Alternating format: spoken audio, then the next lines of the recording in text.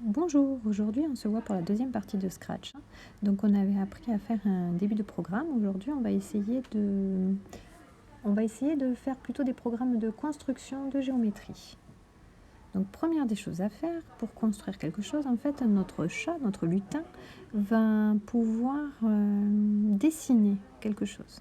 Donc on commence toujours pareil avec un événement, qu'un drapeau vert cliqué, notre programme.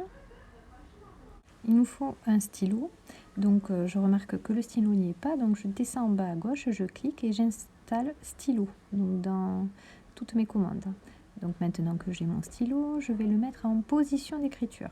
En position d'écriture, ça veut dire qu'il va être comme sur mon écran, comme sur une feuille, et qui sera prêt à dessiner.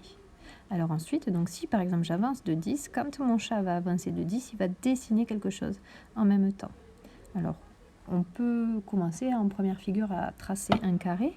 Donc un carré, c'est un quadrilatère qui a 4 côtés de même longueur et 4 angles droits. Donc je commence par tracer un premier segment de mon carré en avançant de 50 pas. Je positionne mon chat quand même au centre de l'écran. Et je commence toujours mon programme par effacer tout. Pourquoi? Parce que si je fais plusieurs tests, tous mes tracés en fait, vont apparaître à l'écran. Donc il faut commencer par effacer tout pour effacer nos tests précédents. Ensuite, donc pour tracer un carré, il faut bien qu'on fasse les angles droits. Donc on va tourner de 90 degrés, que ce soit vers la gauche ou vers la droite. Ça, c'est peu importe. Et comme on va faire cette action 4 fois. Pourquoi? Parce qu'il y a 4 angles droits, 4 côtés de même longueur. Je vais le mettre dans une boucle répétée 4 fois. On teste et là je vois bien que le chat a tracé un carré. Alors mon carré il est un peu plus petit, donc on peut déjà l'agrandir. Donc par exemple on peut le passer à 80 et on aura tracé notre carré. Alors si je mets ce carré là, cet enchaînement d'opérations dans une autre boucle, on va tracer plusieurs carrés. Et ces carrés, je vais les faire tourner. Pourquoi? Parce que quand j'ai fait un carré, je vais décaler mon chat un petit peu pour pouvoir faire apparaître un autre carré.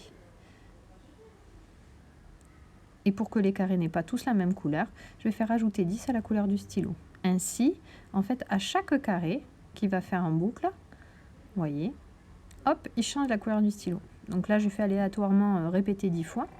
Mais en fait, l'idéal, ce serait que mon chat retourne jusqu'au point de départ. Alors, ça ne sera pas 10 fois, en fait. Donc, un angle plat, c'est 180 degrés, un tour complet, 360. Et il avance à chaque fois de 15 degrés. Donc, pour savoir combien de fois je dois répéter mon action, en faisant 360 divisé par 15 degrés, ça fait 24. Et donc, du coup, ma boucle, je vais la répéter 24 fois. Donc je change le répéter 24, le répéter 10 fois en répéter 24 fois et je teste mon programme. Toujours. On analyse. Et voici. Donc c'est une rosace en fait qui est faite. Ici. Bon, il y a plein de choses à faire. On aurait pu faire de même un rectangle, un triangle, ainsi de suite. Ce sont des petits programmes qui vous permettent de vous familiariser avec le logiciel. Il faut s'entraîner.